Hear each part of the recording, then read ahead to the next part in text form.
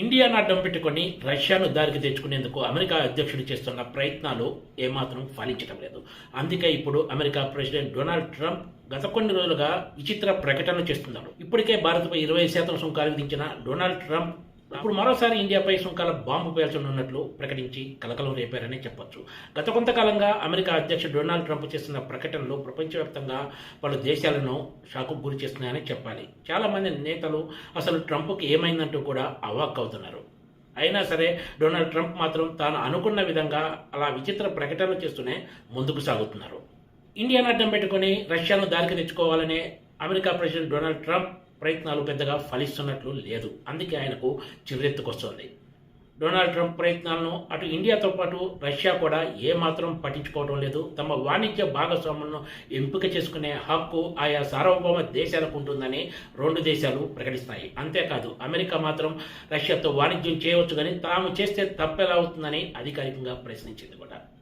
Russia నుంచి India oil కొనడం తప్పని చెప్తున్న America president Donald Trump Russia కారణంగా ఇప్పటికే భారీ ఎత్తున నష్టపోయిన ఉక్రెయిన్ను బెదిరించి మరీ క్రిటికల్ మినరల్స్ కోసం ఆ దేశంతో ఒప్పందం చేసుకున్న సంగతి తెలిసిందే. గత కొంతకాలంగా ఇండియాను బెదిరించేలాగా డొనాల్డ్ ట్రంప్ చేస్తున్న ప్రకటనలు చాలా మందిని విస్మయానికి గురిచేస్తున్నాయి. అయితే అమెరికా ప్రెసిడెంట్ డొనాల్డ్ ట్రంప్ ఇష్టానుసారం ప్రకటనలు చేస్తున్నా కూడా భారత ప్రధాని మోడీ దీనిపై ఎక్కడా అధికారికంగా స్పందించకపోవడం కూడా తీవ్ర చర్చనీయాంశంగా మారింది.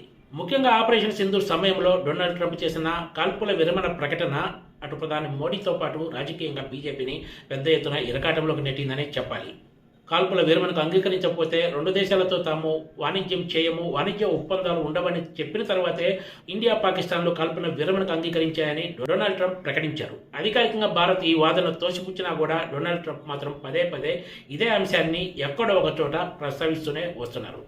ఇటీవల పార్లమెంట్లో ఆపరేషన్ సింధూర్ అంశంపై చర్చ జరిగినప్పుడు కూడా ప్రధాని మోడీ ఆపరేషన్ సింధూర్ విషయంలో ఏ ఇతర దేశం జోక్యం లేదని చెప్పారు. కానీ ప్రధాన ప్రతిపక్ష నేతగా ఉన్న రాహుల్ గాంధీ మాత్రం ఇందిరాగాంధీ ధైర్యంలో 50% ఉన్నా కూడా అమెరికా అధ్యక్షుడు డొనాల్డ్ ట్రంప్ చెప్పింది పూర్తిగా అబద్ధాలు, అందులో ఎలాంటి వాస్తవం లేదని పార్లమెంటు సాక్షిగా చెప్పాలని డిమాండ్ చేశారు. అయితే రాహుల్ డిమాండ్ను మోడీ ఏమాత్రం పట్టించుకోలేదు. ఆయన తనదైన శైలిలోనే ఇతర దేశాలేవి ఇందులో జోక్యం చేసుకోలేదని చెప్పి ఈ విషయాన్ని స్కిప్ చేశారు. అమెరికా ప్రెసిడెంట్ డొనాల్డ్ ట్రంప్ పదే పదే భారత్ను బెదిరిస్తున్న తరుణంలో రాహుల్ గాంధీ తాజాగా చేసిన ట్వీట్ ఒకటి రాజకీయంగా అత్యంత కీలకంగా మారిందని చెప్పాలి. అమెరికా ప్రెసిడెంట్ డొనాల్డ్ ట్రంప్ పదే పదే భారత్ను బెదిరించేలా మాట్లాడుతున్నా కూడా ప్రధాని మోడీ ఆయనను ఎదిరించలేకపోవడానికి కారణం అదానీ కంపెనీలపై అమెరికాలో సాగుతున్న విచారణ అంటూ తన ట్వీట్లో ప్రస్తావించారు. ఈ విషయాన్ని భారతదేశం అర్థం చేసుకోవాలంటూ కూడా ఆయన ఇందులో పేర్కొన్నారు. అదే సమయంలో మోడీ రష్యా ఆయిల్ డీల్స్తో కూడిన ఆర్థిక ఒప్పందాలు కూడా బహిర్గతం చేసే అవకాశం ఉందని రాహుల్ గాంధీ ప్రస్తావించడం విశేషం.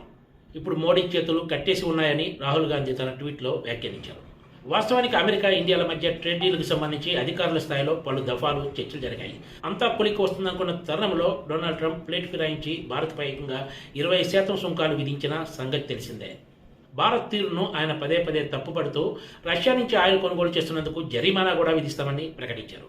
ఇప్పుడు మరోసారి భారత్పై సుంకాల బాంబు పేల్చబోతున్నట్లు తాజాగా డొనాల్డ్ ట్రంప్ ప్రకటించారు. America president Donald Trump Bharat విషయంలో వ్యవహరిస్తున్న తీరుకు కేంద్రంలోని మోడీ సర్కార్, ముఖ్యంగా ప్రధాని మోడీ ఎలాంటి కౌంటర్లు ఇవ్వకపోవడం అన్నది రాజకీయంగా బీజేపీకి నష్టం చేసే అవకాశం ఉందనే చర్చ రాజకీయ వర్గాల్లో సాగుతుంది.